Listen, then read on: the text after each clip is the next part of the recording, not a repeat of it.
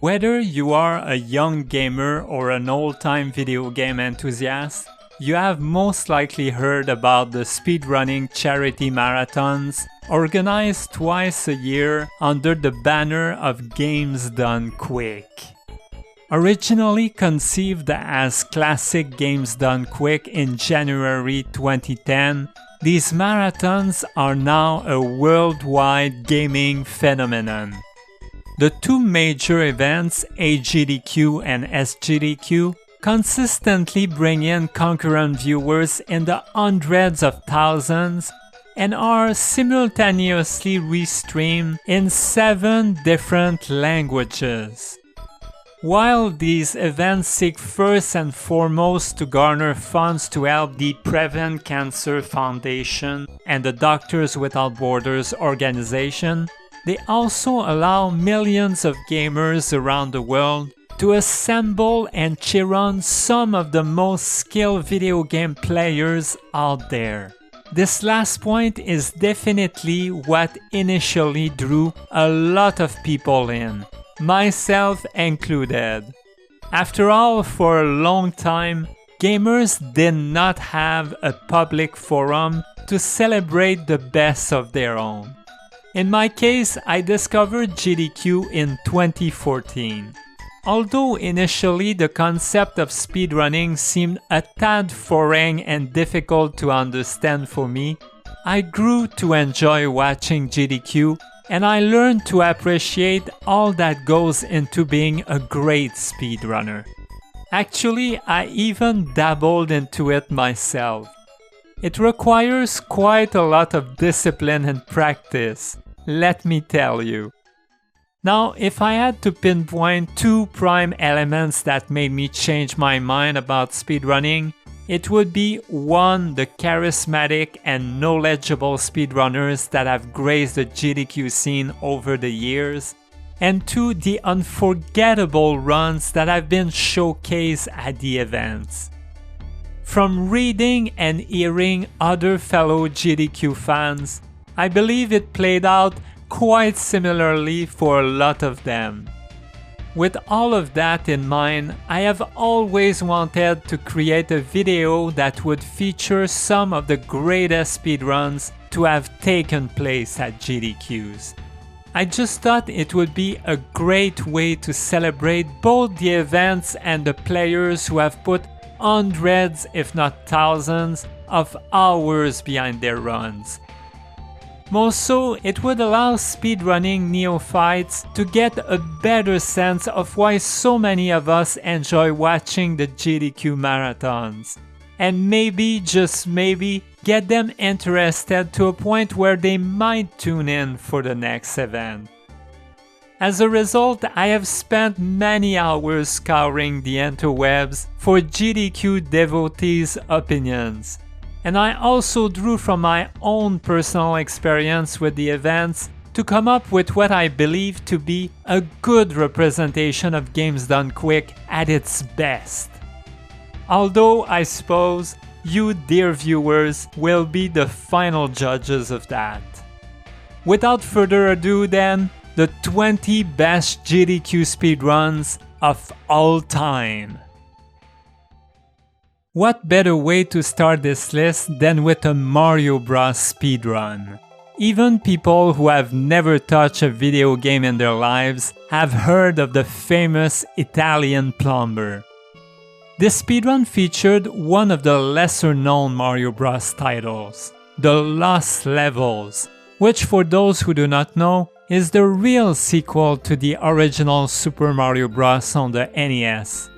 It was through this run that I was first introduced to Big John, one of the friendliest and most charismatic members of the speedrunning community. Both him and well-known Mario Bros. Expert Andrew G teamed up to beat this difficult game in the always exciting 2 players, 1 controller format.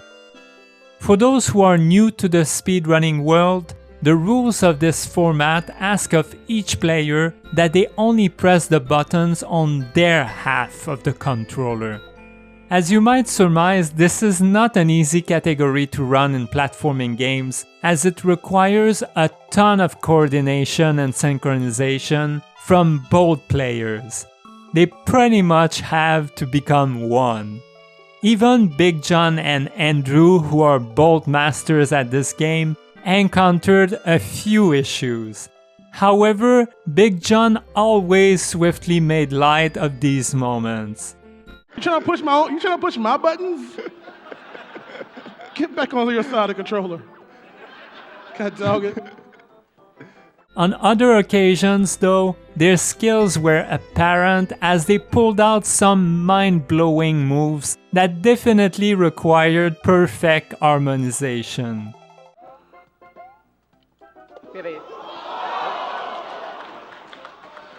Yeah.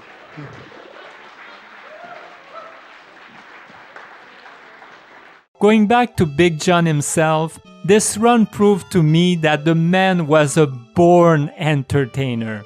His positivity and humor were contagious. How are you doing? I'm all right, man, you know. I woke up breathing, so it's a good day. He was constantly getting the crowd engaged throughout the run. Luigi deserves the throw! Say what? One more time. Yeah. And he also had great chemistry with Andrew, who ended up participating in the banter quite a bit as the run progressed. So in All-Stars, I know you want to play as your boy and all, but no, son. It don't roll like that. It don't roll. See? I was just trying to sneak it in, you know? Yeah, I'm going to sneak it out. Not that much. Of note too was Big John's fascination with egg rolls. When he was not singing about these little marvels, Would you like an egg roll? How about a spring roll? Would you like some rice? That would be nice. Or we could go to Taco Bell and have something and hopefully made from 100% beef. he was promising donators that he would cook some for them. Can my boy Big John hook me up with an egg roll? Yeah, son. I even got a coupon for you. Please hook up this French Canadian too, John. I would love me some egg rolls. Anyway, the run was short but very enjoyable. It is an easy pick if you want to get one of your friends into watching GDQ. I have actually converted a few people myself thanks to it. Big John always made them laugh and forced them to reconsider their preconceptions about speedrunners. Although the speedrunning community is not entirely made of Big Johns, we do have a lot of entertaining and inspirational individuals. That's for sure. A list of the best GDQ got to offer could not exist without at least one Resident Evil speedrun in its midst. In this extremely lively and rewatchable run, Bakba Soup, one of the most entertaining streamers and speedrunners in the business, took us on a ride through the Claire campaign of the Resident Evil 2 remake. While the charm, humor, and banter of Bach shone naturally throughout, what struck me the most about the run overall was just how much the crowd was engaged during the whole process. Uh-oh. It's all over now! Doors. Wow. Damn, the audience saw a point. The atmosphere in the room was one of the best I had had the chance to witness. You could tell everyone was having a real good time. All right, please, please. Good boy. Nice. Very clean, yeah. And nice. Perfect. Oh my God. The live spectators even acted as a censor for the game on occasions. Oh, thank you, guys. I forgot about that one. Thank you. Talk about commitment to the event's family-friendly spirit. With that said, I have to personally highlight a specific part in the run, the hunk section at the end. Having loved that sequence a ton during my own playthrough of this jaw-dropping remake, I couldn't help but smile seeing everyone so excited as they watch Buck taking the Grim Reaper speedily and safely through hell. Oh, of course he did. Oh, all right, may as well have some fun here. Oh my God, dude, I can't believe this shit.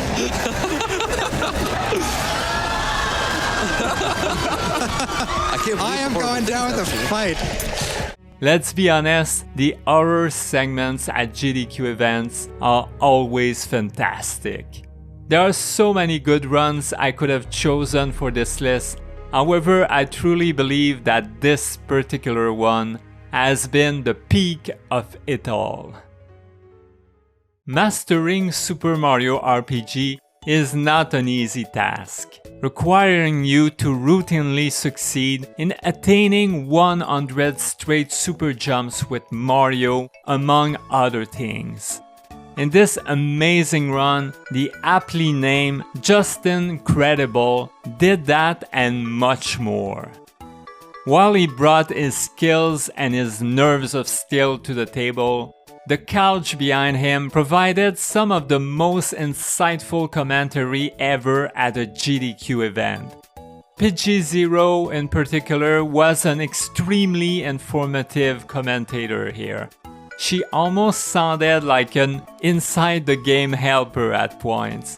If you've played this before, you probably remember what timed hits are, at least vaguely. When you do a physical attack and you press one of the face buttons during your attack, you'll do an extra animation for a little bit more damage. The way that it actually works is that there's kind of a 7-frame window in which you can double your basic damage. And surrounding that, you can do 1.5 times. So getting it perfect is like a little tough, but not really that difficult if you practice it a bit. Along with Claude, a human encyclopedia on Super Mario RPG, she made the run feel like an introductory course on Super Mario RPG speedrunning. This character that looks like Peach is actually Mal, and this character that looks like Malo is actually Peach. So that character actually just learned Shocker, which is Peach, and that will come in handy for a boss fight in about 15 minutes or so. That's right. The game just got confused and thought that Malo was the one that hit level 10 when that was actually Peach. So what it just said was Malo's level 10 skill is Shocker, and Malo gets a bunch of stat boosts at that level as well. All of that, including the special attack, was attributed to Peach. So Justin just swapped a skill onto Peach that she cannot normally learn. Together, they succeeded in creating an extremely chill atmosphere throughout the whole run. Very relaxing for the crowd and the viewers at home. Popular line coming up. Boom. I hate when I leave my bazooka at home. Same. It happens. Justin was the human embodiment of this chillness, as he was literally unflappable the entire time, even when the lights in the room suddenly decided to turn off.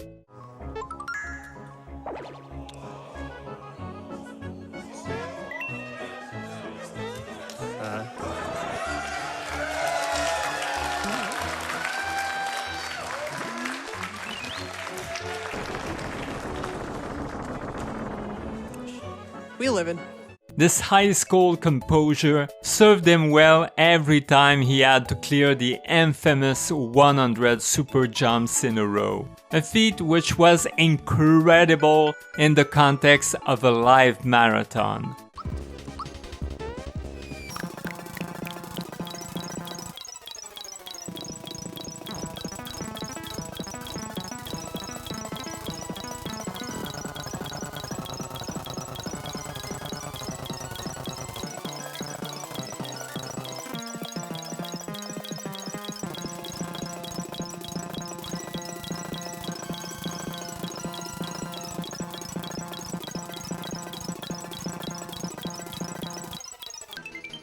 Free.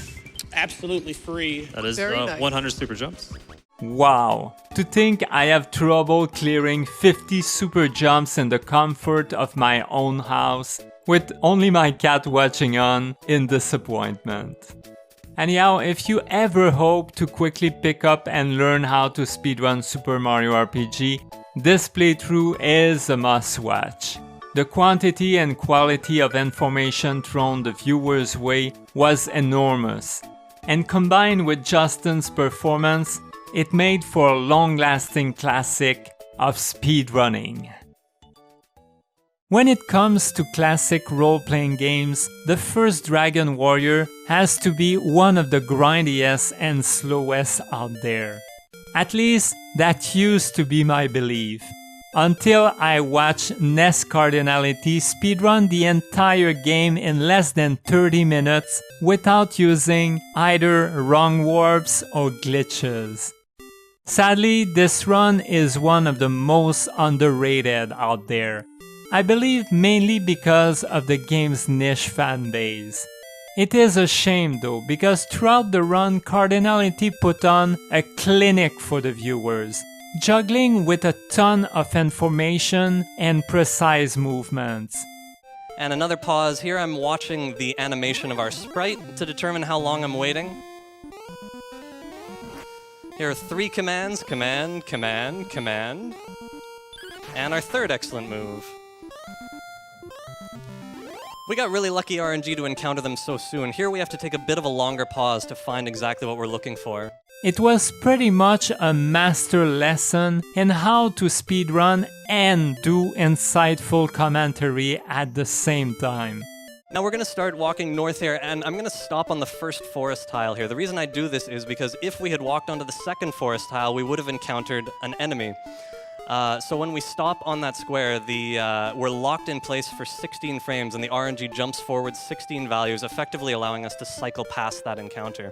For those who are not familiar with the genre, a big part of speedrunning old-school JRPGs involves manipulating RNG, Random Number Generator. These random numbers determine whether or not certain events occur in a game. And by controlling them, you are able to avoid most random enemy encounters in a playthrough.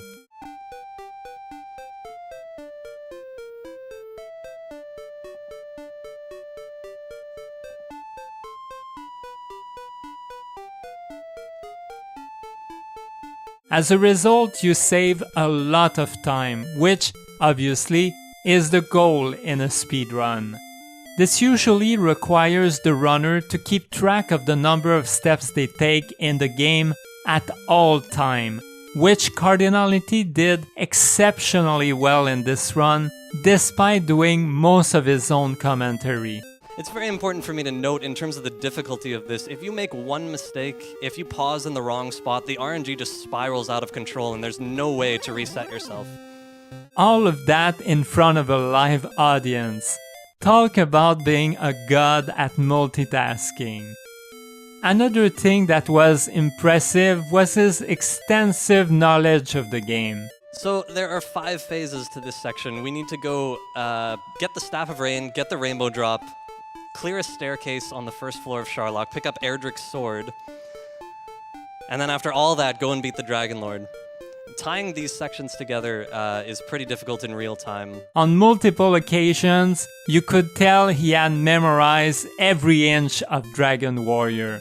The best example of this being when he literally walked through the entire last dungeon of the game with neither torch nor spell. Alright, now we can see where we are. We don't need to rely on audio cues anymore. We can breathe a bit of a sigh of relief.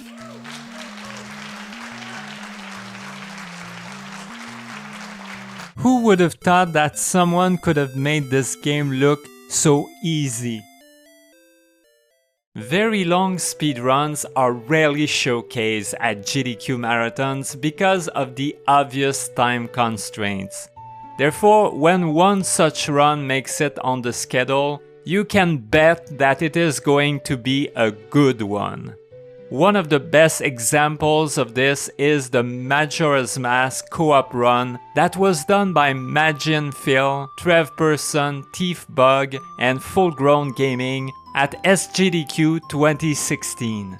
This run is an amazing introductory course for those newcomers who have yet to experience what speedrunning is all about. So, I hope everybody's buckled. I hope everyone's buckled their seatbelts in because you guys are in for an insanely long and unbelievable speedrun. During the run, each player was very clear and thorough with their commentary. Not only did they make sure to dissect and explain every trick that was used during the speedrun, they even took the time to clarify the core gameplay mechanics of the game to the audience. If you're not familiar with Majora's Mask, basically the game is broken down into a 3-day cycle system where there's 3 days and there's a moon crashing into Termina. And if you don't complete all the objectives before the 3rd day, the moon crashes and it's game over and you start back at the last time you saved with the Song of Time. Oh, and they sometimes dabbled in dark but satisfying humor. Also, we're about to come up to a trick. Oh my god. Little kid RNG. Yeah. This is when the moon crashes in Termina, I hope it lands on this kid. Wow. A good, entertaining combination for sure. Served well by their respective mastery of Majora's Mask, they teamed up to make quick work of all the minigames and quests on their way to the famed 100% completion of the game. Among those, I especially enjoyed the dog race. Come on, dog! Go! Just catching up. Yeah! Yeah! Yeah!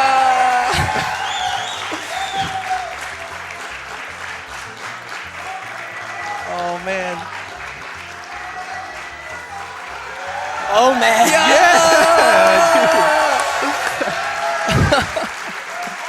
Here comes Blue Dog. Blue Dog taking in the rear here. Eventually, after multiple hours, the run reached its apex, with the crew delivering a great, unified blindfolded performance against the final boss of the game. Alright, get ready on time. Get ready on time. When Majora's dies, you stop the timer.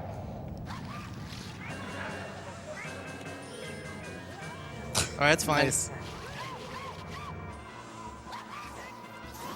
Okay.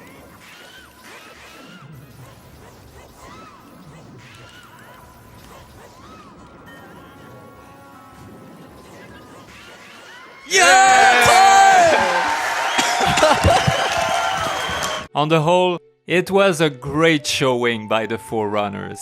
Even the people who are not really fond of Majora's Mask have to still acknowledge their work and effort. Well done, guys. When it comes to mainstays at GDQ, Pokemon games are very much near the top. It is no surprise then for me to have this incredibly popular run by Shenanigans on here. The man, the one, the legend took us through the most satisfying speedrun category in any Pokemon game. Gotta catch 'em all! And unlike poor Ash who could never catch 'em all, Shenanigans did it in less than 2 hours. Boosted by a great couch and a very lively crowd behind him, he took us on a fantastic ride through one of the most glitched speedruns you will ever see. Now that we're here, we can, thanks to the kindness of this sign, get a few EVs. We're gonna get 3 of them to evolve into the 3 evolutions. Which is really convenient that they're just like in the sign or something. Using his unbelievable knowledge of the game, Shen carefully avoided crashing it at every corner, while pretty much carving his own unique path toward a completed Pokédex. Eventually, it seemed like he was literally rewriting the code of the game as he went along. I'm going to continuously click down on Ditto's moves and hope it eventually goes blank. And I can catch this used to be Diglett that's now a Missing No.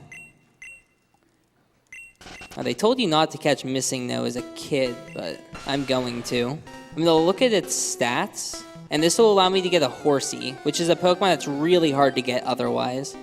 Also, Diglett's backwards now, and I got kind of injured, I think. On his way to the end of the game, the god of RNG was not always kind with him. such as when he simply could not catch a peculiar little bat. The common theme of this category is it goes pretty well and then one Pokemon decides to ruin your day, and this could actually be Zubat.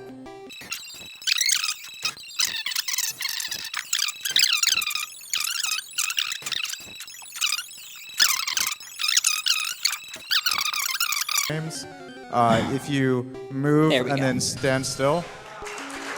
All right. On other occasions, though, everything seemed to play out perfectly for him, as even different songs started to form seamless musical mashups.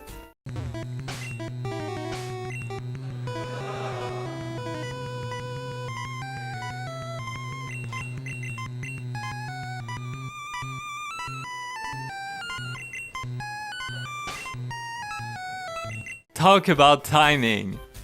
Shenanigans' 2015 run really was one wonderful performance. In my opinion, it had been the most entertaining Pokemon speedrun at GDQ until another one came along.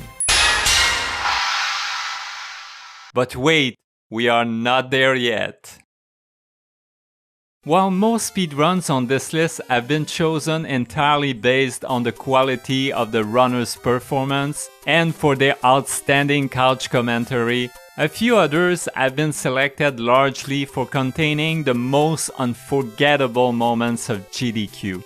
The Super Mario Bros. 3 race taking place at SGDQ 2018 between Mitch Flower Power and Grand Pooh Bear is one of the latter. So fresh little turn back there, and they're going to be grabbing this mushroom right away in 1-1. We are so synced right now. Oh, it's beautiful. Simpatico. Whee! Oh no, I turned back. Uh-oh. Oh, I'm sorry. It's frames. The race is basically over. So congratulations to Mitch on the win. Yeah. By 2018, Mitch and Pooh were well-established figures in the Mario Bros. Speedrunning community. Both of them held or had held some of the best times in a variety of games featuring the famous Italian plumber. This race was supposed to be a big showdown between two friends who shared a similar passion for the Mario Bros. Series, a battle for the ages on what is often considered to be the best Mario title of all time. I'm guessing Mitch is going to go on top, yeah. It's a little bit of a differentiation. I don't even know. Different strats. Dude, you've been up here for a while. I know, right? You've been up here for a while. All right, so they both kill Boom Boom with 3 jumps, nice and easy. So the first time in history someone's clapped for a Boom Boom kill. With all the hype that surrounded the race, it should come as no surprise that what followed shocked and amazed viewers around the world. After an exciting first third of the race filled with jokes, banter, and the crowd cheering equally for both runners, Pooh was ahead of Mitch by about 20 seconds heading into World 4's first fortress. And he can do that. That was not a can't, that was just like, I was going for it. That's when the unexpected happened. That's okay. All right, so 4F1, probably one of the most difficult stages in the no, whole run. no. Oh, no! Takes the hit. Oh, no! The stomp. The stomp. What could have turned sour or awkward very fast was handled extremely well by both guys. Pooh decided to let Mitch catch up to him before resuming the race, and Mitch tried to cheer his friend up. So keep going. It's okay. Keep going, man. No, man. Come on, keep going, come on. No. The show must go on. Even the crowd participated in this feel-good moment as they cheered for Mitch's comeback. Sway.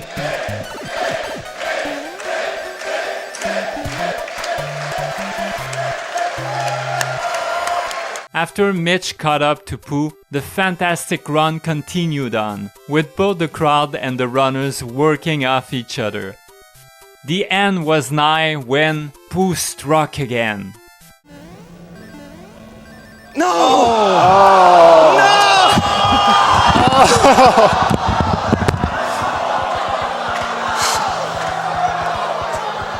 You had to feel bad for the dude. You could not have conjured up a worse scenario for the race. Come on, Pooh, you got this. Do the thing, come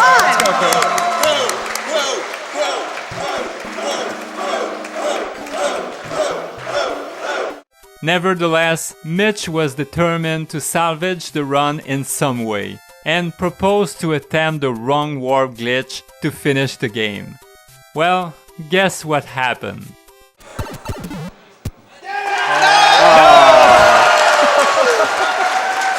I'm so close, Pete. I'm so close.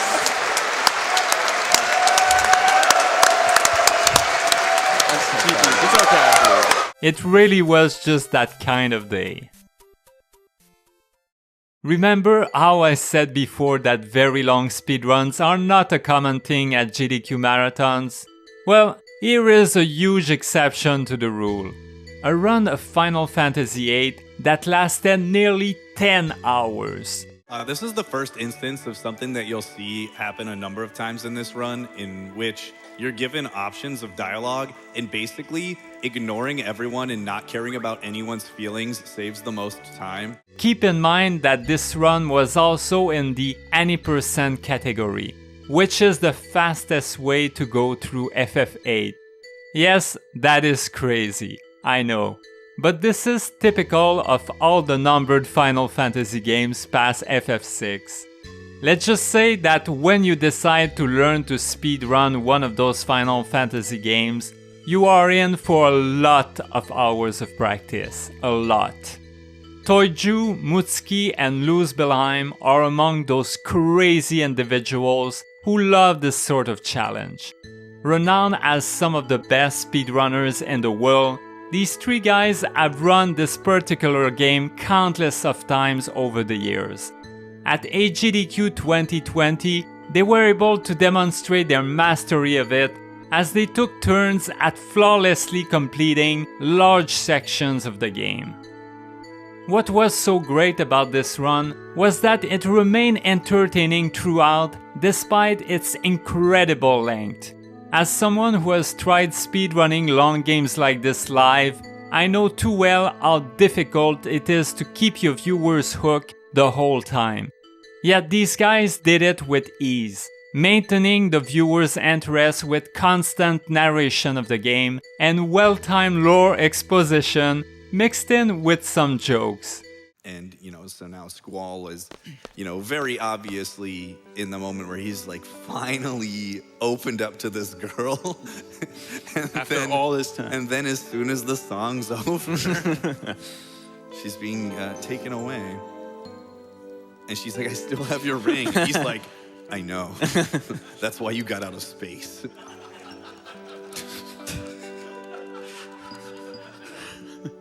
The run also had its share of straight-out unforgettable moments.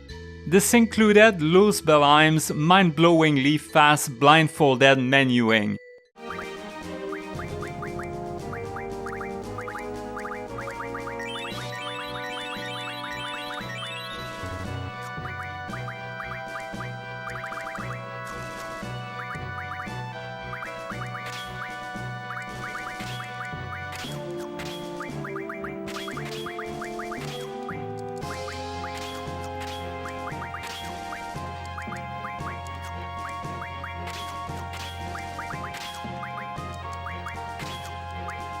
Oh, and the crew's surprisingly good rendition of fan-favorite song, Eyes on Me.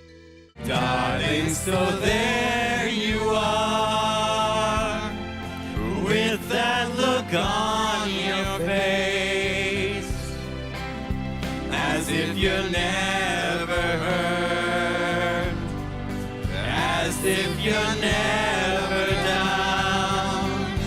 All of this wonderful stuff made it hard not to want to get involved as a viewer, even if it was just to clap along to Shuffle or Boogie.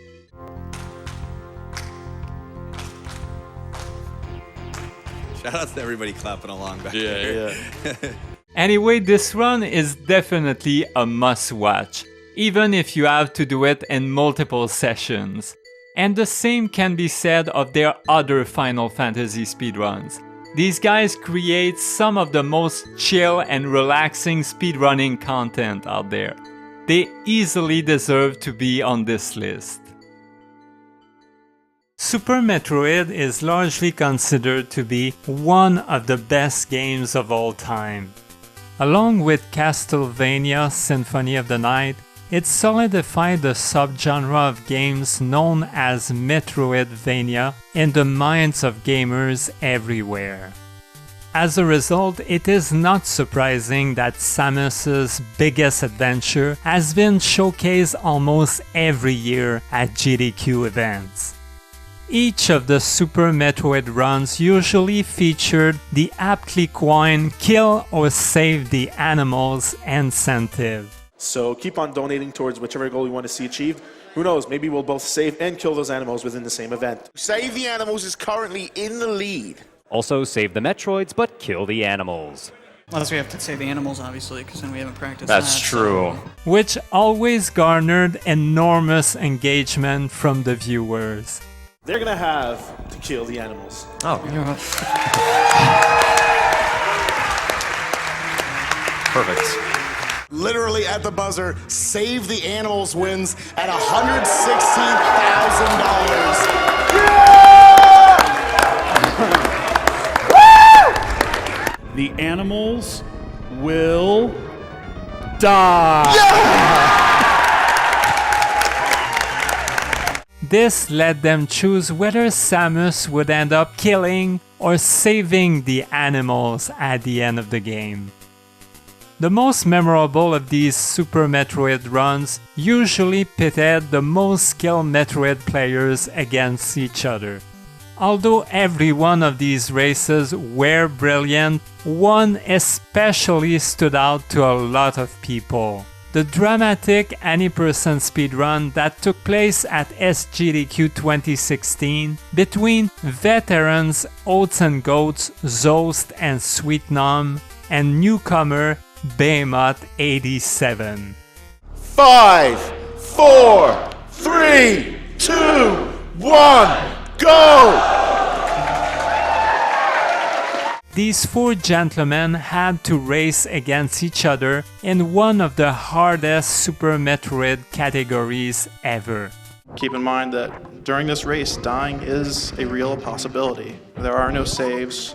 You will not see any runners using any of the save stations, so if a runner dies, that's going to be it. Yet despite that, each runner was unafraid to take risks on the big stage, as they repeatedly used dangerous strategies and attempted multiple difficult tricks. Unfortunately, all of this risk-taking led to each of the veteran players game overing one after the other in shocking fashion. Oh! If you,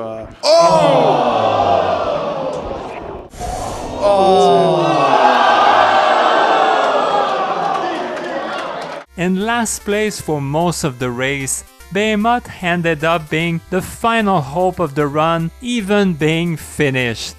The crowd quickly realized that the man was under a lot of pressure.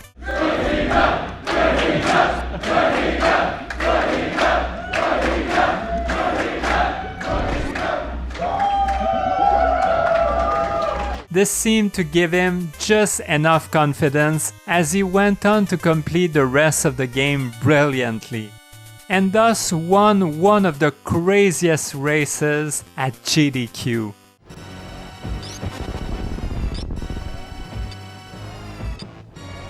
Congratulations. All right.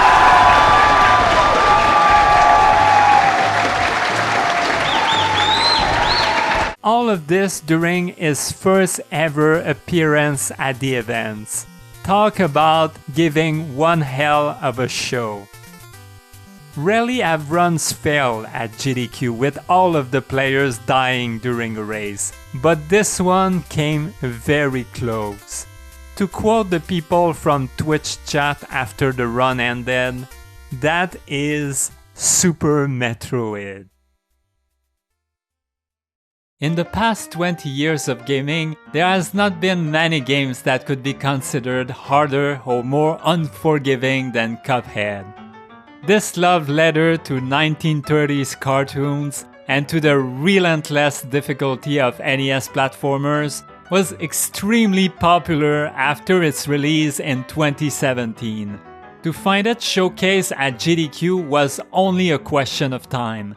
And who better than the Mexican runner, aka Mr. NES, to speedrun the game? Hello everybody, this is take two, so I'm the Mexican runner and I will be introducing my couch very quick. I have Blecky, Boom, MCA Aaron Ice, and I have Kerry Madonna here in the couch. And I have the audience right there. Yeah! In this run from AGDQ 2019, the much beloved TMR took on the dreadfully difficult category of all S plus P grades, meaning that he had to complete the game without killing a single normal enemy and without getting hit a single time by bosses. What is that, you say? Impossible? Not for TMR. In front of a giant crowd and thousands upon thousands of online viewers, the retro gaming MVP was ready to show off his amazing skills. Well known for commentating his own speedruns in hilarious ways. If you line your rope in any of the sides of the screen, then you get that fucking bell. And then some delicious mosquitoes, cause why not? I mean, I'm a frog, I have to eat something, right? TMR had to make an exception and hand over most of the commentary to the great Blechy in light of the incredible focus required to complete the game in this category. And now, TMR actually kind of has to watch his damage to make sure he doesn't kill the boss, because he needs to wait long enough. He got pretty unlucky with those initial parries. So now these guys hopefully are going to shoot a purple bullet the way he wants them to. He's going to parry it, and then he will just kind of totally destroy that boss. Blechy, along with the rest of the couch, did an extremely good job on that front, as even I, a Cuphead novice, was able to keep up with the gameplay pretty easily. This run made me question if TMR was even human. The guy was able to beat most of the bosses faster than one would believe is possible. Even the most troublesome of these big bads were vanquished by him. This is the hardest part of the fight. He needs to watch. He's so close to the right, and he needs to watch for those spike walls. And then just finish off Cala Maria like he's doing here. Yeah, I can't even see these things. How do you see those? This included the devil himself, who had to ultimately bow down to the god of platformers. Devil has very little health. It's just about those parries. Has to get these tears.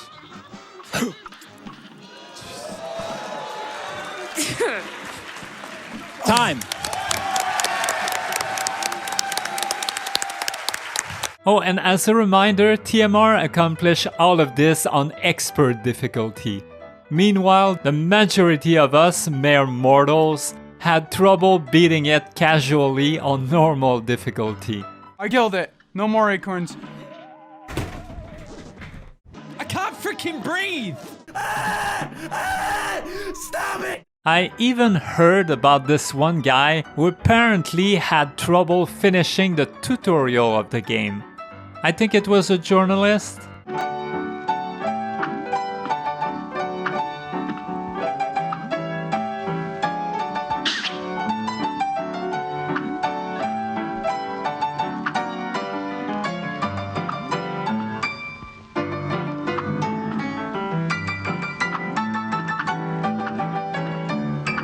Ah well, I digress. TMR's performance was simply phenomenal. He deserved the praise he got for this run, even if he himself was too humble to admit it. He is such a nice, wholesome guy, who makes us gamers appear positively friendly for a change. Well, first of all, I want to thank everybody who is supporting from the heart, like this charity marathon, like all the people working behind the scenes, making this possible. I want to thank the couch commentating, making this run more enjoyable, because I definitely had to focus a lot. I usually talk a little bit, but probably in this category I just keep on screaming because there's so many dangers that happen. I definitely recommend checking him out. He is one of a kind. Remember when I said that there had been a more exciting Pokemon run than Shenanigans Gotta Catch 'em All at GDQ? Well, this is it.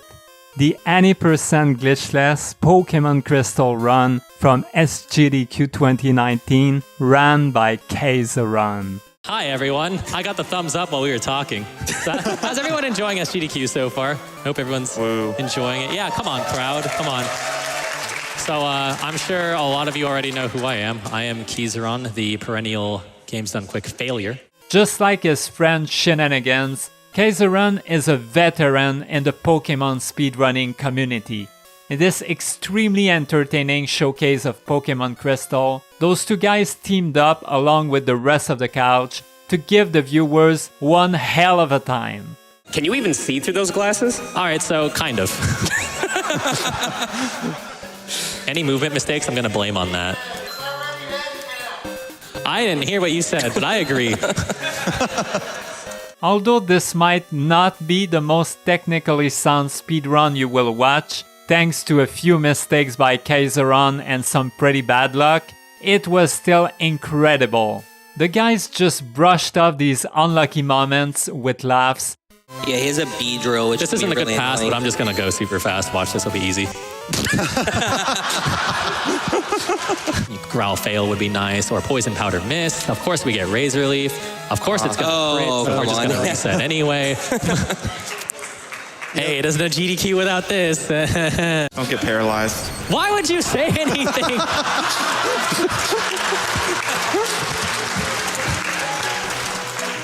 Or played into them by coming up with their own memes on the spot. Alright, you know what? Thanks, friend. And he's... No! No! Come on! He moved twice!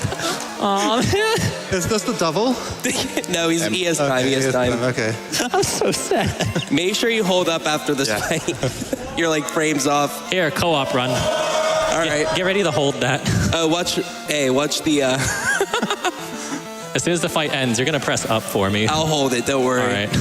You could tell that this was just a bunch of friends having fun together, and their enthusiasm was highly contagious.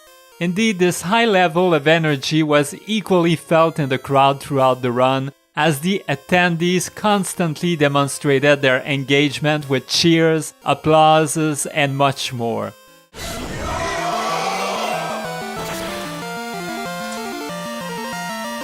I wonder if you guys are going to get tired of yelling that. No? Okay. Even the host continuously joined in the most comical ways. We have a $10 donation from Letho saying to be sung to the tune of the Pokemon theme song. Here we go. We're about to see the best in this upcoming run. Da, da, da, da. I don't think you'll catch them all, but listen, everyone. Da, da, da. Kaiserun, he'll go so fast. In Shoto, he's unsurpassed. Kaiserun, oh, he will break through his PB this GDQ. Kaiserun, only catch a few.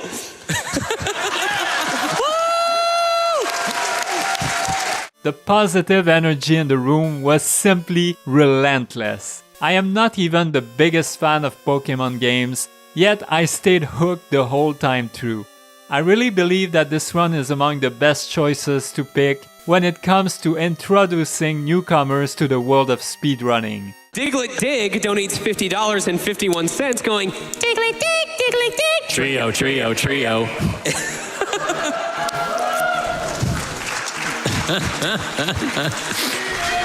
Dio. Dio, Dio, Dio.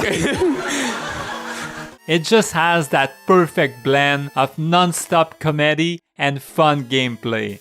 Whether you know or care about Pokemon or not, it is a must-watch for sure. There are a lot of amazing speedruns highlighted in this video, but none of them have been viewed as much on YouTube as this one. The one run to rule them all.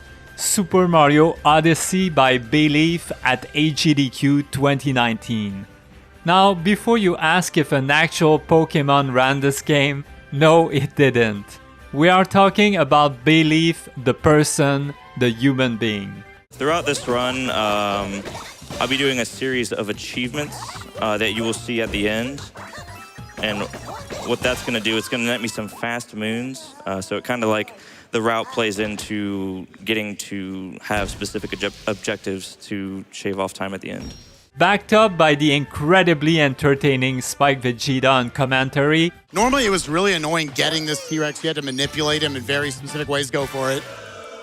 You had to manipulate him in very specific ways. So having a different route where he went down on a different side and just chucked the seed at his jaw and knocked him out, so much better. Bayleaf went on to collect 500 moons in a shorter amount of time than it would take the average player to solely beat Darker Side. Without a shadow of a doubt, this run proved that Bay was shockingly good at this game. All right, super sexy, super fun climb right here.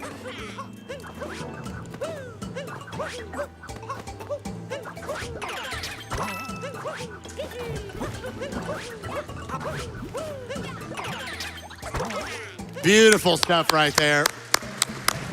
Along with the top-notch performance by Bayleaf and the contagious enthusiasm of Spike, the run also shone because of the amazingly tuned-in live crowd. From clapping in unison for each moon that was captured, that sounds lame. Yeah, I got some of that. It's fine. To randomly calling out Spike throughout the run. What? You know, yo, get that guy a mic.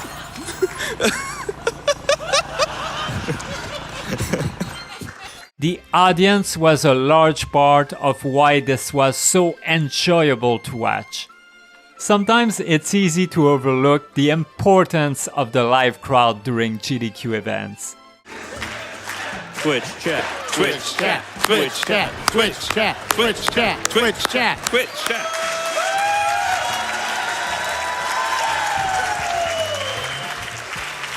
Also, let's not forget the tens of thousands of viewers from around the world who made the final part of the run beyond exhilarating. You see, the incentive goal for the game extra content was $150,000, and the donors had only reached $8,000 at the beginning of the run. Yet 10 minutes before the cutoff, that is when Bayleaf would turn in the 500 moons required to reach Darker Side, the online audience went on a crazy donation streak as the live crowd cheered them on. Chat, chat, chat, chat, chat, chat, chat, chat, chat, chat, chat, chat, chat, chat, chat, chat, chat, chat, chat, chat. Let's go, chat. Show me what you're working with. It's coming. It's rolling. 1.9 million. After hitting the incentive at a pace of $10,000 per minute, they then proceeded to boost GDQ's donation number to $2 million for the entire event. And that before Bayleaf was able to turn in all of his 500 moons. Are you gonna beat the moon dump, Twitch chat? Can you do it? Can you do it?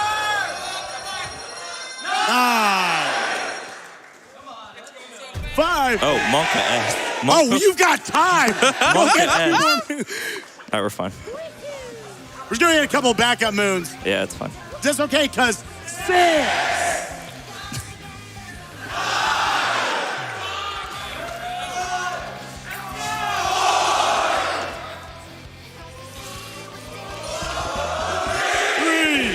I cannot believe what I'm seeing. 2.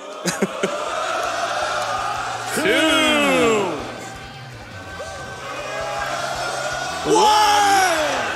Oh, I'm not gonna win this. It's over.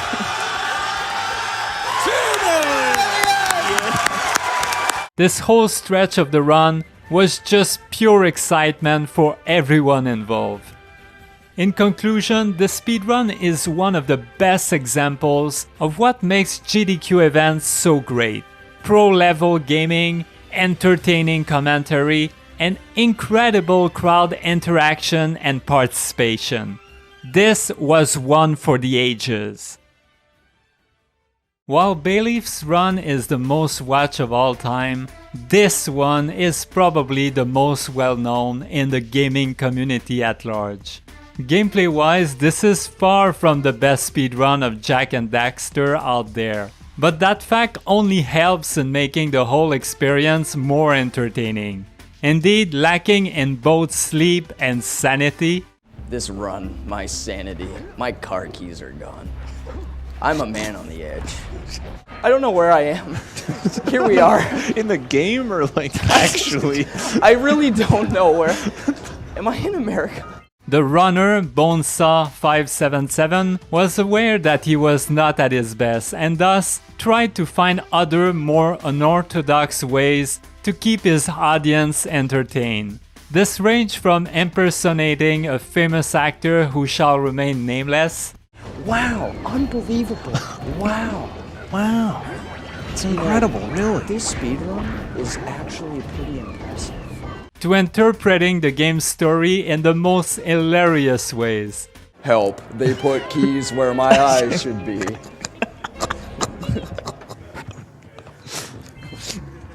You can start your car with my eyes. He also brought some sunglasses to go along with his shirt that has sunglasses on. And there goes my controller. All right, let's do it. Let's put maximum cool on right now. Yep. Either Bone was an improvisation genius, or he was extremely well prepared. And even when he could not rely only on himself to keep the show going, he still had his awesome couch to back him up. Especially the incomparable Patrick, who has to be one of the best couch commentators to have ever graced the stage of GDQ.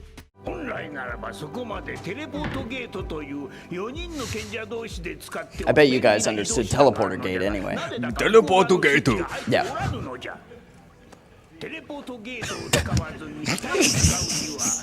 Even when Bonesaw tweeted him awfully, "This person's on my couch."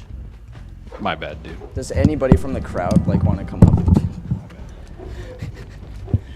Pat did everything for his speedrunner, including a timely orchestrated shoulder massage.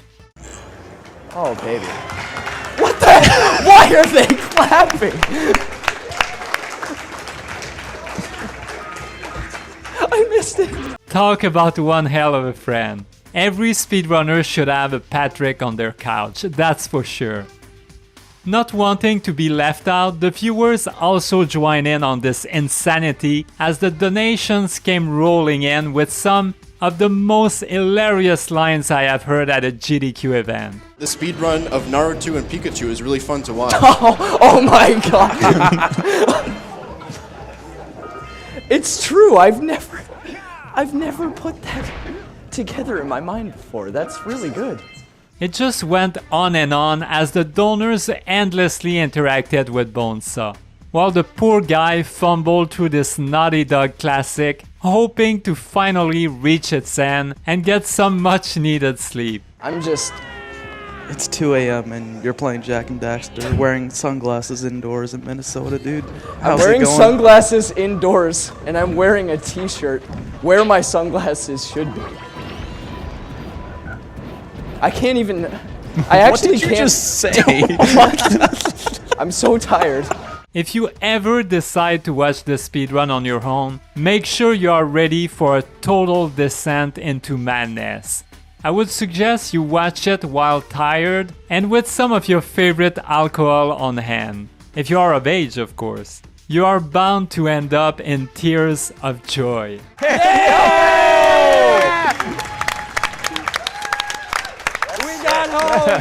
Yes! What a ride! Miss Flower Power has already been showcased in this video, but here he is again. Not for nothing though, this is probably his best ever showing on the GDQ stage. Can I get a countdown from you guys? Starting from 5 on go. 3, 2, 1. I forgot the 5. Thanks, guys. For this run, he had to go through one of the most infamous Mario Bros. Act out there, Grand Poo World 2. This is Grand Poo World 2. This is the game I made. One thing that we should say about this game is that everything in this game is very, very difficult. It is one of the hardest Kaizo games ever made, and the fact that it's at a GDQ at all is incredible. And so Mitch is already crushing it. This game's difficulty is known to increase exponentially as one gets through its levels. Yet this did not seem to affect Mitch at all. He easily plowed through the game with its creator, Barbarous King, sitting right behind him in awe. So this boss has 2 phases. First one you just saw. Second phase, he goes kamikaze. Nice. Oh, very nice. So Mitch was in the safe zone to where he couldn't get hit by the explosion. It's actually really hard to get up there. Speaking of Barb, he, along with Grand Pooh Bear, did most of the commentary, making sure that everyone could understand the insanity of what Mitch was pulling off throughout the run. Only Mitch has ever even successfully done that without a task. So, I don't know. Mitch Flower Power just sees games in a way that we do not. He doesn't ask how, he asks why not. And damn did he manage some awesome platforming tricks. Everything go backwards, so all of his controls in this water section right there that you're about to see are reversed. Yeah, left is right and right is left. It's so hard, and then they go back as soon as you jump out of the water, they reverse back, so it's a very difficult section to navigate. Of course, he just, does it no problem because he's Mitch Flower Power. However, despite his mastery of the game, Mitch could not be prepared for the unforeseen as yet again a game crashed on him at GDQ. Before we do the level proper, though, we actually have to go backwards to get a secret exit, which we're coming up right here. This is one of the most stressful levels in the run, hands down. Also, banger alert, and this is the only... That was not me. That was not me. I did not do anything. Naturally, everyone, including the man himself, thought that Pooh was responsible for this shocking turn of events. I feel like I'm gonna end up getting blamed for this. Pooh, I got news for you. You're already being blamed by chat right now. I knew it. There's Pooh stomps everywhere. There's no avoiding that. Can these two ever be together on stage without technical mayhem happening? I don't know. Anyway, after some helpful crowd members suggested blowing on it, because that always works, right? Mitch was finally able to continue playing thanks to a replacement of the SNES console itself. We could just flip out a game. Oh, yeah! We're in! We're in! Hang on, we have to make this clear. Not my fault. The rest of the run went on unhindered, allowing the viewers to enjoy the remarkably awesome soundtrack of the game and Mitch's aforementioned skill set. Yeah, it should be noted, you have to get like this perfect jump off the disco shell in order for you to go over those spikes.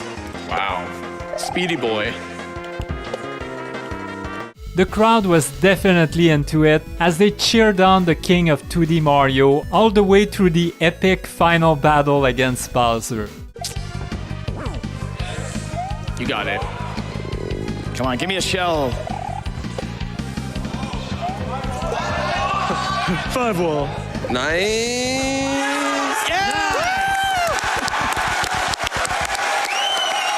I wonder if there is anything that could stop Mitch when it comes to Mario Bros. Aside from maybe a pair of feet stomping the ground. GDQ has had its share of amazing speedrunners over the years. Some are human encyclopedias for the game they elected to master. Others are big jokesters who are able to keep you entertained no matter what game they are playing. You also have the quiet ones who let their mind-blowing gaming skills speak for them, and the nice, friendly ones who just want to share their love of a game with the rest of the world. However, once in a blue moon comes a speedrunner who has that sheer it factor. They have a charisma that glues your eyes to the screen, and a voice that, let's admit it, makes you wonder why they chose to speedrun games instead of becoming the next WrestleMania announcer. I present to you one of those rare individuals. Hey Zeus, here's toast. also known as the King of Ladders. We open the door, go down the steps, and we could hear some sounds coming out the door. What is it? A wolf eating a corpse. So we're quickly gonna run away. Look behind. Oh my God! What is happening? He's trying to kill me. But somehow, I appear to be impervious while I'm opening a door. Oh my God! Oh, there it is again. He cannot touch me. Good, good, good. Okay. Before this Bloodborne run took place at AGDQ 2018, I doubt most of us had heard about him. However, as the run began, everyone realized pretty quickly that this guy was exceedingly entertaining. I'm gonna run past all these guys. We have no business with them. Quite frankly, I'm a pacifist. I'm out for my morning run, and I have no reason to kill anything. I always found narrating your own speedrun to be difficult, let alone make it hilarious throughout. And while the gaming skill on display in this run were impressive, they were easily outshone by the quality of Zeus's never-ending narration. The man delivered some legendary level commentary. Lock on, parry, visceral, molly, a nice quick opening. We're gonna attack him. We can't have him get away from us. You can't keep getting away. And he gets away. We're gonna wait. Parry, visceral. He's gonna start transforming to phase 2. We're gonna throw a molly, try to stop that. Hit him immediately. We can't let him get to phase 2. He's trying now, he's trying. It seems to me. I'm gonna wrap around here, try to go for a backstab. He turned right at the last second. Oh, it's okay, not opportune. We're gonna throw a molly here. Wow, the molly just goes nowhere. Nowhere! How does that happen? Welcome to Bloodborne. Welcome to Bloodborne. I'm trying to throw it at the 15-foot tall monster, but it throws 30 feet yonder. What is going on? What is going on? Please. I'm dead. I'm gonna die. I'm gonna die at GDQ. I'm gonna die at GDQ, and it's all your fault, Gascoigne. No, I'm not. I lied. Parry, visceral, get out of here. You try to meme me? You try to meme me? Who do you think you're talking to? Even though he was constantly engaged with his audience during the run, Zeus still found the time to fling some shots at his eternal nemesis, Hidetaka Miyazaki, who, according to Zeus, is always out to get him. It went well for, like 25 minutes, and then Bloodborne comes out. Hidetaka Miyazaki, I know you're watching, I know you pressed the RNG button. I will find you one day, and I will have my revenge. To be fair, I am sure that we all thought the same thing when we kept dying over and over in our first ever Miyazaki game. Open shortcut. Is this a shortcut? I think it might be. Oh! Are you kidding me? What? That man has made more people cry in pain than even a Song of Ice and Fire writer, George R.R. Martin. Moving back to Zeus, he even teamed up with the donation announcer to throw shade at the creator of Bloodborne. Let us remember the fallen sanity. I remember you well. The evil that took our brain to form rage, and more, and more. By an enemy that is weak, our patience is weaker. Let us remember the screams of agony when we died for the insane amount of times to the games. Let us curse Miyazaki. For making this beautiful game. So beautiful. What a growl. Maybe Zeus is secretly part of a death metal band? Who knows? The man seems to have so many talents. Although defeating the One Reborn is probably not one of them. It's okay. The game is... See this? Do you see the fireballs? How do you dodge fireballs from 6 directions? How do you dodge corpse drops from 5 directions? It can't be done. Sometimes this game is just a joke. It's just a joke. Oh my God, we got a stagger and he exploded on my face, but we're going to hit his face. Come on, give me my full health. We got 5%. No more corpse drops. No more corpse drops, please. We gotta hit his body a little. We're gonna try to get a stagger here. This is terrible, guys. This is unbelievably bad. It's abominably bad.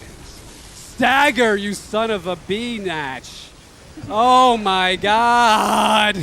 What is happening? This has never happened before. This is unbelievable. Oh my God, he's throwing up. I'm gonna die. There's no way.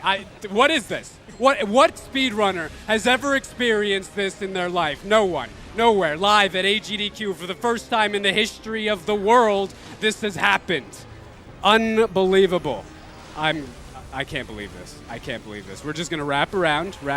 Come on. You know what? I need a beast wood pellet here. Come on. I don't know what he's doing. Jeez. And we died. Oh my God. That is the most unbelievable thing that I've ever seen. Before wrapping up on this awesome run, it would feel amiss not to mention Zeus's incredible hair. Or is it a beard? Epic beards should be rewarded. It is just so lush and manly. I guess that is just one more reason why this one-man show was able to leave such a massive impression on me and on the rest of the GDQ audience that year. Oh, and did I mention that he loves ladders? This is the best area in the game. Why? Ladders. Look at this ladder. It's a wooden ladder, but not just any wooden ladder. It's made from single pieces of wood. Look how big this is. Have you ever seen a ladder this big? Maybe a Metal Gear Solid, but that doesn't count because I'm not playing that game right now. You've never seen one this big, and it's coming to an end. It's coming to an end, unfortunately. But wait! There's a twin! More ladders! I've got the best ladders, but now guys, now it's really over. There's no more ladders. The wooden ladders, the twins, it's done. We have no more fun.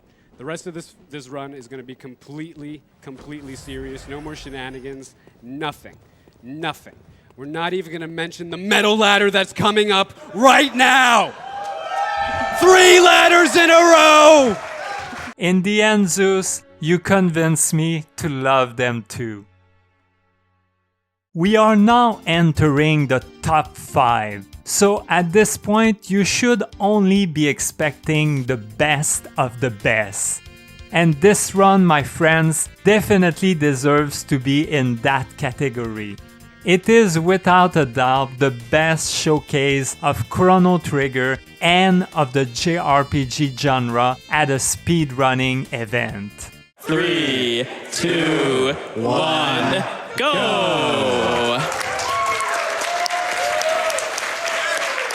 All right, so this is Chrono Trigger, an action, kind of a turn-based RPG with a lot of action elements to it too, released for the Super Nintendo in 1995, made by a dream team of developers that most notably includes Akira Toriyama, who did the character artwork.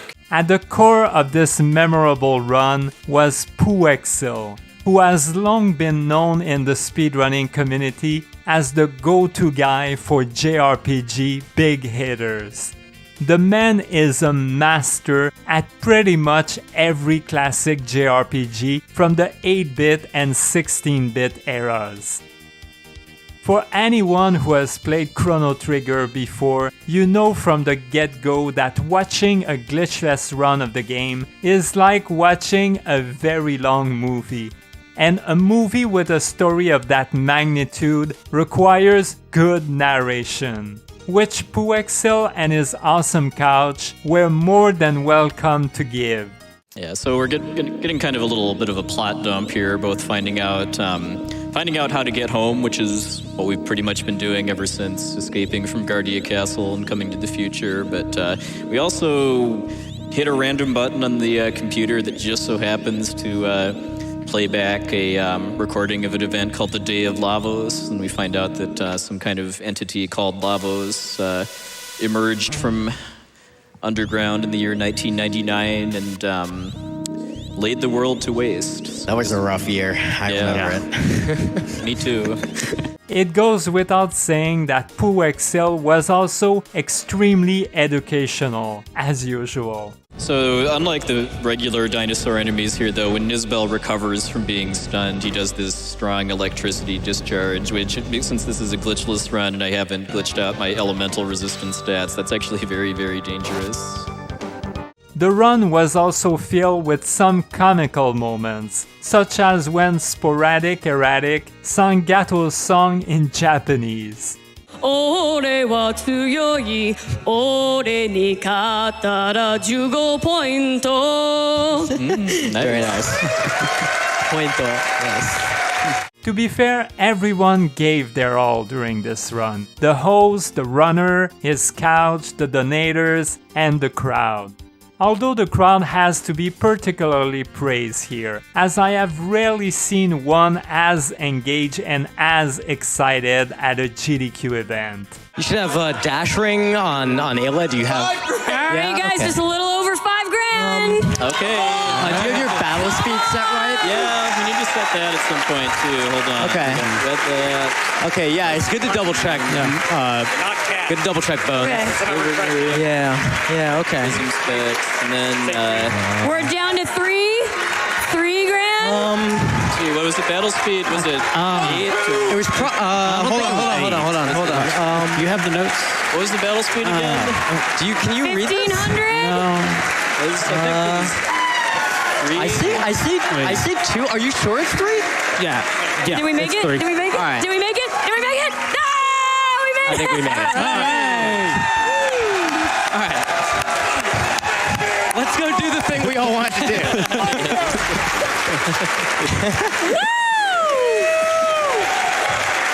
All right. That's the power of love, baby! The final hour of the run was just nuts, as the people in the room were constantly going wild over what was happening in the game, but also in response to the stream of donations.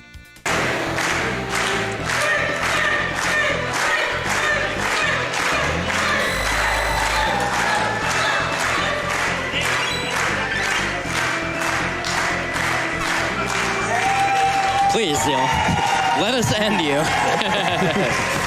The energy in this room is just unreal. Everybody's so excited as we creep closer and closer All to right, the and 3 that's million. the Black Omen. It's the last part of the Black Omen.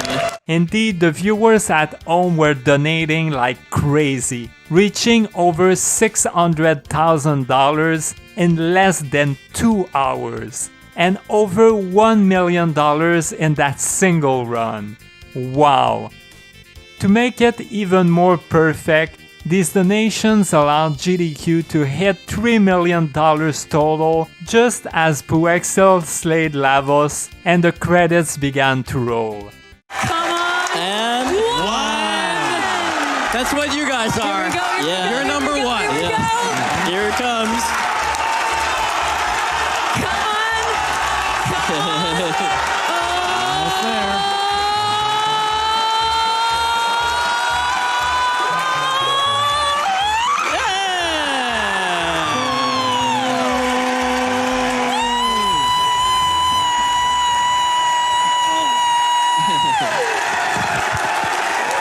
Hearing Festival of Stars playing in the background as everyone gathered together, cheered, and rejoiced was the icing on the cake.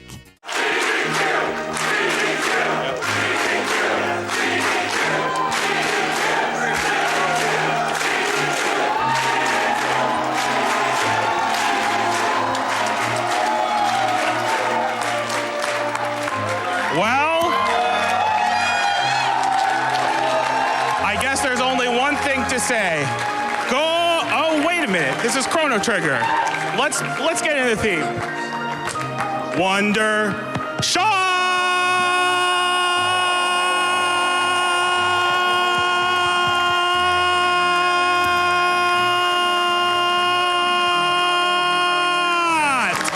I don't think I have felt this joyful while watching GDQ before or since then. Just an amazing job from everyone involved. After throwing so much praise at Pooexil's Chrono Trigger run, one might wonder how a speedrun could get any better than that. Well, take one of the best speedrunners in the business, Andy, add in the incomparable Patty to do commentary, and allow the viewers to heavily participate in the whole process.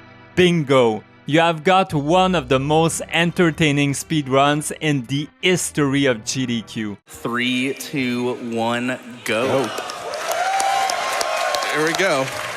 All right, so yeah, it works. You ever just roll out of bed? You suck at this game, dude. How do you die in your house?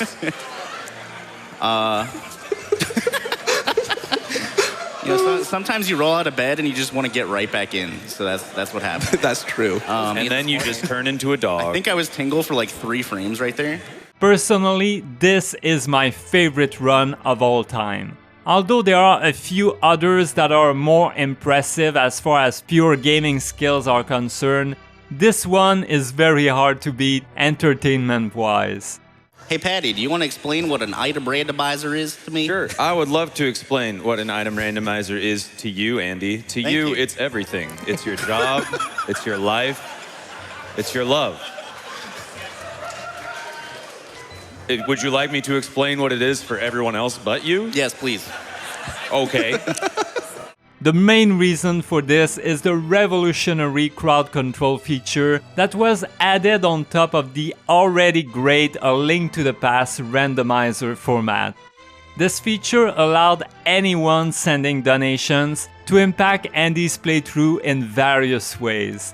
To be more precise, each time someone donated a certain amount of money during the run, it brought about a specific event in the game. And if you notice on the screen, there's actually a overlay that shows you what effects are currently being sent. Oh God. Who's sending them and their duration. Oh, those are dead rocks, by the way. And thus, Andy had to deal with Link temporarily losing the use of his sword. So, how you doing? I'm doing great, actually. Got a little bit of downtime while Andy cosplays.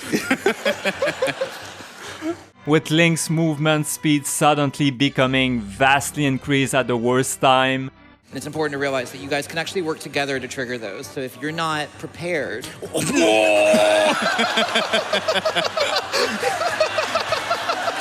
With the ground under Link randomly becoming slippery like ice.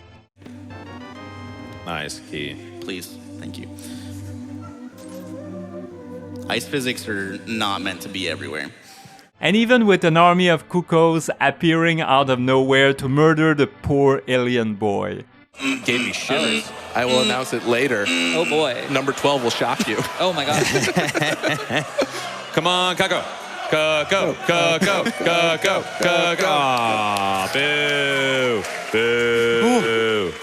Once in a blue moon, Andy received a gift. But let's be honest, we were mainly excited to find out what was going to be the next wrench thrown at him by the viewers. Oh God! Look at that. They're just coming back. So wasteful. Those were a gift and you're just leaving them in caves.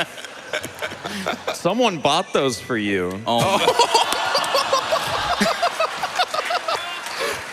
All right. That was a good one. That was a good one, you guys. There's a reason they call it Dead Rock. Yeah.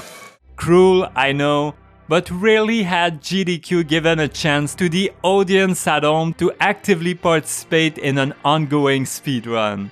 It really was just a way for the people to show Andy some special love. Adding to Andy's pain during the run was Patty. My name's Patty! Who sat on the couch behind his friend and threw jokes at him constantly. So Andy's done a lot of these crowd controls in the past. He's pretty good at them. Is there a link to that? Chaku, is there a link to the past? A link to the past crowd controls that he's done. A link to the past crowd controls. Most of them, of course, were at Andy's expense. Things I don't want to hear when I take this headset off are people saying, "Wow, Andy, great run." This was just Pat at his best. The dude is always able to bring everyone to tears with his non-stop goofery. A good example of this was when he attempted to reproduce what would be the sound of a Psyduck's footsteps on an icy surface.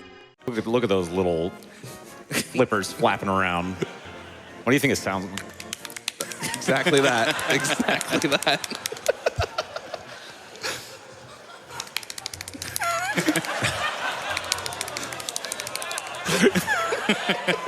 Even his fellow couch commentators join in regularly, coming up with their own bad puns or taking digs at poor Andy.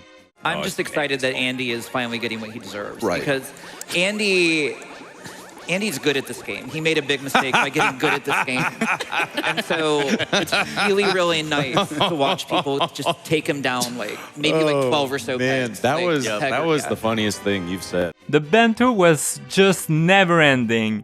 I think my favorite moment of the run was when Patty decided to help the crowd screw up Andy and literally interfered with his friend's ability to control his character.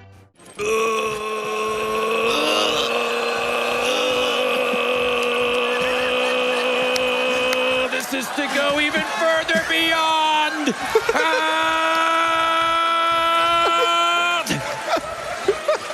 How are you alive? Die! Die! Invert the buttons. Die! Swap the buttons. No.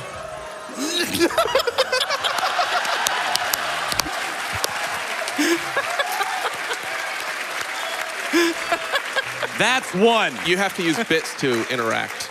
What an ass.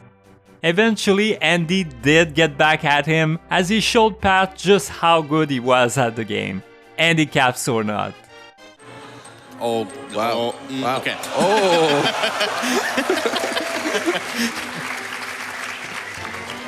Every once in a while, he's a gamer. Even more amazing than that sequence though was the final battle. It was genuinely hilarious to watch as Andy pretty much fought both Ganon and the viewers at the same time. All right. Well, that rock box could also. But Professor do it Cat. itself. All right. Professor Cat accidentally added one extra ingredient in the concoction. Twitch. Double Ganon. I was gonna say Twitch. I will avoid spoiling the encounter too much, but let's just say that it forced Andy to attain an enlightened level of patience. A true gaming hero, if there ever was one. You might have or might not have heard about blindfolded speedruns before. The concept is simple. A player has to beat a game without the use of their eyes. Sounds impossible? You would think so. However, some games do allow for this possibility. That is, as long as the speedrunner is ready to practice for hundreds of hours. Indeed, the amount of memorization required for such a run is simply astounding. Among the few adventurous souls who have been ready to undertake such a challenge, Zallard 1 is probably the most well-known. I need to preface this by this is a ridiculously difficult run. There are some fights where if some things go slightly off, they become actually impossible blindfolded. So I'm gonna have to actually do restarts. Yeah. For some fights, unless just none of them somehow, but that's doubtful. And according to the man himself, this Wii Sponchild blindfolded playthrough is his greatest speedrunning achievement ever. This statement is not difficult to believe as Zallard went through the entire game without losing a single fight and by winning in the first round every time. Considering the amount of pressure he was under, this was incredible. He successfully pulled through some of the toughest battles.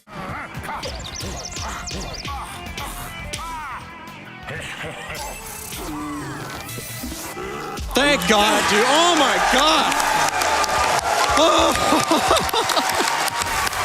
And he mastered the game menus that sometimes seemed to be even more difficult than the fights themselves.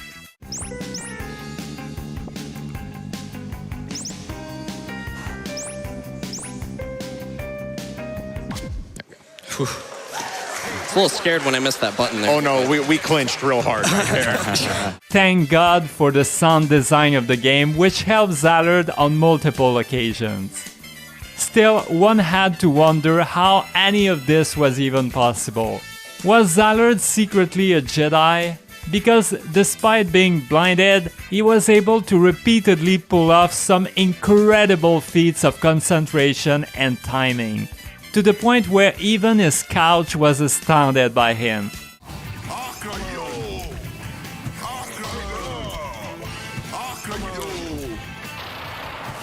Oh my God.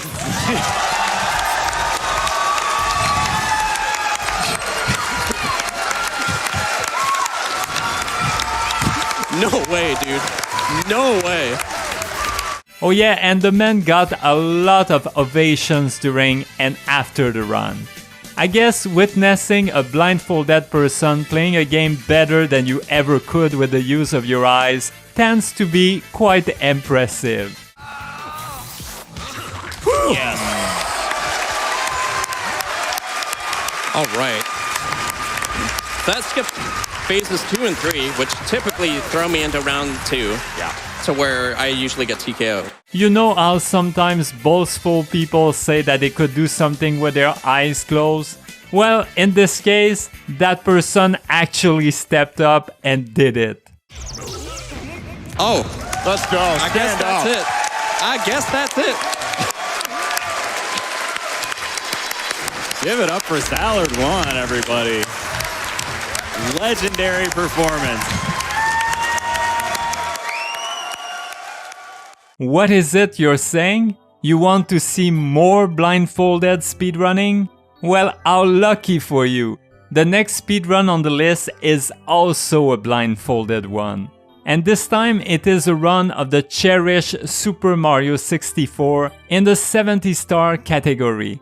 The runner, Bubzia, accomplished this at the SGDQ 2021 online event. 3, 2, 1, go! Alright, what's up everyone, and welcome to Super Mario 64. My name is Charlie Brown 64, and I'm super excited to commentate Bubzia's blindfolded 70-star run today. So of course, Bubzia won't be able to hear us during this run, so he can focus a little better, and so he won't be doing too much commentary himself. But we want to thank you all so much for giving us this amazing opportunity today. We're all really excited about it. Just like Zallard at SGDQ 2019, Bubzia was incredible here. What made this run stand out more for me though is the fact that Super Mario 64 is one of the most optimized games of all time. This means that some of the tricks Bubzia had to pull off to get a runtime under 2 hours were majorly difficult. More so, simple enough tasks like collecting red coins in a level became incredibly arduous. Alright, very nice jump. That's a pretty muscle memory based jump right there, but he makes it on pretty nicely. I'm having trouble finding the red coin, but he'll get it soon. Oh, he's so close. Oh no, he's jumped too far. I think he knows though. He knows he's close. Oh, please, don't jump off. Oh no, I think he's gotta find the corner though. Okay, very nice backup. That was very good. And let's not even talk about having to blindly aim a cannon to fly toward a star. And of course in visual runs it is possible to do this without the cannon, but it's again a very visual based trick to do. It's what's called sky jump. Look right here, just makes it up on the island the same way, and just right to the star. Very nice. This is again just such a clean run. It's really cool to see this. Anything could go wrong for him at any moment, even the most baffling things. The commentator for the run, Charlie Brown 64, made sure that the viewers were aware of all of this. He has to go, it's literal millimeters of precision here on the stick. Yeah, that was right there, that was too fast, for example. He has to just very slowly, as slow as possible. It's exactly, I think, 9 units in the game. He may not look like he's moving here, but that's because he's just trying to move as slow as he possibly can. If he gets his first try, this will be absolutely huge. That looks pretty good. I think that's pretty good. And then once he gets here, he has to get the right inputs here. Nice. Nice, nice, nice. Let's go. That is the hardest star in the entire run, and getting it first try, that's absolutely sick. Just has to get it up here. Nice, that's actually so good. This run is very good right now. It's actually insane. Some of my favorite parts of the run included Bubzia getting one of the hardest wall kicks in the game on the first try. Oh, let's go, dude. Oh my god, I cannot believe he just got that. Let's go. Him getting the star in the extremely confusing Vanish Cap section. It's so hard to tell when you can't see, of course, but no, I think he's over. Yes, there it is. So now he has the Vanish Cap, so he just has to run forward and get the star. Very nicely done. Bit of a mishap with the spin drift, but still pretty clean. And him catching that one diabolical rabbit despite his lack of vision. Let's see if he gets it. Alright, there it is. I hated that rabbit so much as a kid. What else felt good was how Bubzia successfully got the BLJ glitch while blindfolded. For the neophytes, the BLJ is when a player uses Mario's backward long jump against an obstacle to gain ludicrous speed that allows Mario to clip through doors and walls. Doing this correctly lets the player skip huge portions of the game. Bubzia was able to get it on the first try, which was beyond stunning. Oh, this is actually really good so far. Oh, is he gonna get it? Oh, oh my god! Let's go, dude! Oh my god, I can't believe it! First try! The run as a whole was a huge success for Bub, as he also got a personal best time. This so rarely happens at GDQ, let alone for a blindfolded speedrun, that it bears being mentioned. Yo, is that a PB? That was a PB, I think this is a PB, guys. Yeah, And if you think that this could never be outdone, well, I got news for you. Bubzia has been working on completing a 120-star blindfolded run, a feat that would undoubtedly be the most impressive showing at GDQ if he ever managed to come back and do it. We can only hope. Now let me take a minute to remind you all of something. As I pointed out before, selecting speedruns for this list was exceedingly difficult, as I was forced to leave out so many unforgettable performances that took place at GDQ. And so because of this, I thought it would be fair to throw in some of those as honorable mentions. Here they are. Alright, I'm gonna shut for a second because I gotta watch this. Let's go. Oh!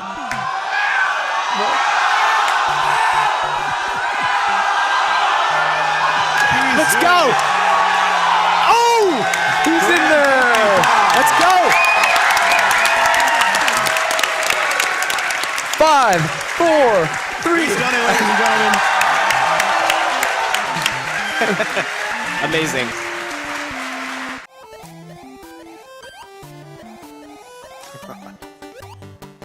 Now, as you can see, this is incredibly difficult and requires very precise drops, including that one.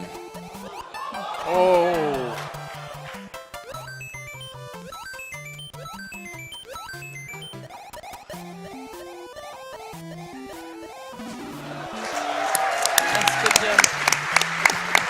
We can't be a family.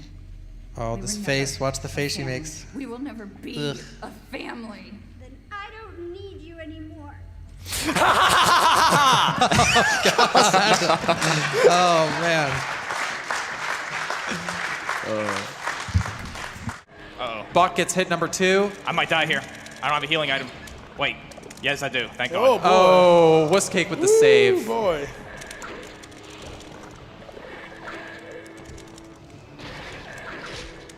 Oh, what? That didn't hit? Oh, boy. Stepped out of it. Oh, my God, this fight. Oh, thank God. Man, Again. the odds of this happening is ridiculous. This has never happened to me, actually. Oh, classic line. The double, it never happened before, you know? Oh, man. I think that I'm was dead crazy. here. So, of course, I they can't get used up. up all their... Oh, man. I've been stun locked to death. Yeah, All right, going in. Yep. Oh, no. Got him. Oh, wow. Oh, my boy. God. Oh. I can't. Resident Evil 3, ladies and gentlemen, that is the game.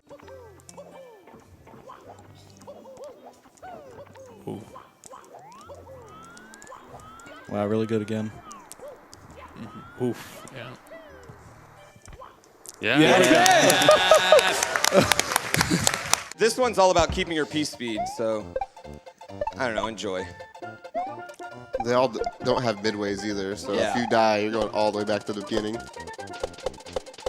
You also have to keep the bullet bills on screen because if you go too far off, they'll just disappear. Yeah, so you can't go too fast. It's like, it's so hard. Now right here coming up is the hardest part. You gotta really work with these charging chucks. Nope, okay, wait, okay. Oh, okay. You got it, you got it. Oh my gosh. It's not over yet. Get it, get it, get it! Oh! First try. There you go.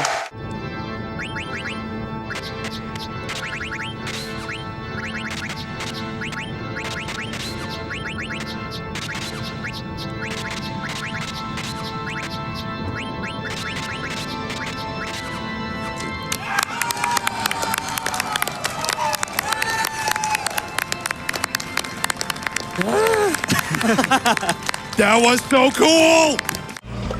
Is this about the point where your hands start getting really tired? Yep. Well, you know, I've seen Doe do this one-handed, so like he's got this. Not even exaggerating. He actually did it one-handed. Yeah, it's a thing that's happened. This is also called a millionaire challenge.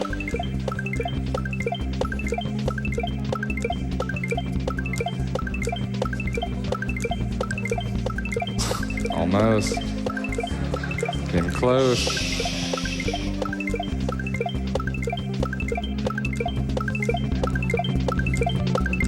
Oh, let's go. Let's go. Yes. First try! Oof. Yeah. Oof. Oof. Oh my Oof. That's the info box. Secret. Punch star. Punch star. And they didn't think they'd do it. They didn't think But they'd they do did it. Yeah! Give it up!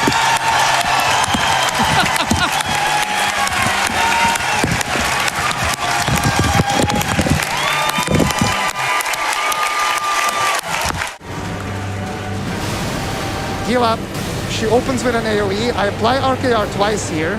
This is on purpose for timing, because the second beam is going to hit specifically between her attacks where she can get staggered. She gets dropped on the ground. I do another beam. And she goes for another AoE, which is good. That's really good RNG. I dodge it, outrun it, apply RKR, and 1, and 2, and I am Catalyst, and just followed Malenia. You can't ask for a better Malenia at GDQ. That was super beautiful. After seeing number 3 and number 2, I doubt you will be surprised that the number 1 speedrun on my list is also a blindfolded performance. What can I say? At this point in time, the blindfolded format remains the peak of speedrunning. Although other runs sometimes have better commentary or are simply more entertaining, when it comes to raw gaming skills and time commitment, nothing beats an individual mastering a game to the point of being able to beat it without the use of their eyes. And you know what is even more impressive? When someone does this with one of the most challenging games in modern day gaming. And then from here on out, he's going to do some charge attacks to get a stagger near the start of the fight to get some free damage in. And then after that, he's going to do basically 2 slashes, wait to hear the attack, and then dodge right. 2 slashes, wait to hear the attack, dodge right. And just repeat that over and over again. Ideally, it should dodge every single attack the ogre does, and he can just do this until the ogre is down. Sekiro Shadows Die Twice was already an infuriating game. I can attest to that personally. So it was difficult to imagine how one would want to make it just that much harder. Well, I present to you Mitch Riz. At the AGDQ 2021 online event, this man did the impossible and beat one of From Software legendary games blindfolded. Oh, he might have triggered it there. He does. Okay, he just needs to hit a wall, and he's going to have a death blow available if Mitch can find it. He just has to spam, and he gets it. All right. There we go. The Blazing Bolt down. By far the most troublesome mini-boss of this whole run. Excellent work, Mitch. He accomplished this astonishing feat in only 2 hours, dying a meager 6 times. The most impressive part for me was to witness how much Mitch was able to use the incredible sound design of the game to make his way through the run. The examples of this are endless. Sometimes he used the rustle of the grass to know when to change direction. On other occasions, he listened to the noise his character made when hitting a wall to know when to turn left or right. Turn one, turn one. And hopefully just kind of wedge yourself into a corner like you did there. And finally, for every boss fight, he paid great attention to the multiple sound cues, such as the clashing of swords, the grunts of the enemy, and then this attack, he can hear the grunt she does, so he knows to Makiri, and then just bonk. And the special attacks warning. Yep, and he specifically timed the Mortal Draw so that he gets a second stun out right there. All of this, of course, was only made possible by the countless hours he had spent on practicing and memorizing the run. Now, considering Mitch had to remain quiet during the entire run, someone else had to do the commentary for him. On that front, both Lil Aggie and Spike Vegeta have to be commended. Aggie for having had the will to do his job for his friend Mitch despite having COVID. Unfortunately, the camera lock does not have any sound effect associated with it when it locks or unlocks, so it's very hard to tell if you actually lost that or not. But, oh god, I'm sorry. I have COVID, by the way, so yeah, I apologize if I cough up a lung every once in a while. And Spike for coming in at the last minute to help Aggie get through it. Absolutely unbelievable loop this is right here. Kenichi, sorry, I got him this time. Who cares? Let me try this one right here. We can. Okay, I'll give you that one. Now I'm gonna try this one. No, why? These two teamed up to give all of us viewers incredibly insightful information on the run and on Mitch's game plan. So, with 3 Sap Seeds, 10 Ash, and 8 some odd uses of Firecrackers, plus a Confetti attack buff, plus an Aqua Sugar attack buff, we can kill her before she does anything. Wow. And what the scary thing about that is, chat, is he's going to be utilizing all these resources right now, so pretty much has to get this first try. Yeah, that's right. Although this made it easier to understand how such a run could be done by a human being, it did not diminish Mitch's performance in any way. Yeah, and we see, okay, there's a second MD. He probably needs 2 more for finishing this off. It looks to be a pretty good position. It depends which way Ishin dodges here. He might get stuck on that wall. Oh, he squeezes by and he's gonna do it. That is it. The no damage. When's the time coming up? Time will be as soon as the game logo appears after it fades to black. So there's about 10 seconds. It was not. Oh my god. Amazing work by Mitch here. A flawless final boss fight. First try. That's super, super, super impressive. Looking to the future, with GDQ having live events again, we can hope that Mitch will get the chance to achieve this live in front of a crowd. It would be incredible to see him do this with a room full of people cheering him on. But until then, those of you who have yet to see his run should definitely go take a look. It is unquestionably worth the watch. Well, there it is, folks. Those were what I consider to be the 20 most remarkable speedruns in GDQ history. Undoubtedly, some of my picks will be contested, but please remember that the main goal of this video was simply to showcase some of the best that speedrunning had to offer for newcomers. Of course, we all have our own favorite runners and runs, and thus such a list will definitely be different from person to person. However, I do think I have done a good job at remaining impartial during the selection process. Still, feel free to write down your own list in the comment section below. I am curious to see what runs I might have missed. With that said, I now want to personally thank everyone who has been involved with GDQ over the years. I'm talking about the donators, runners, hosts, volunteers, event organizers, and everybody else. I really want to applaud all of you for playing a huge part in helping the lives of innumerable other human beings around the world. As a lifelong gamer, I am proud to be part of a community that found a way to use its shared passion for video games to benefit others. I feel like gamers in general tend to get a lot of flack, and it is wonderful to see us prove every year that we can be a force for good in the world. So, cheers guys and girls, to many more GDQs.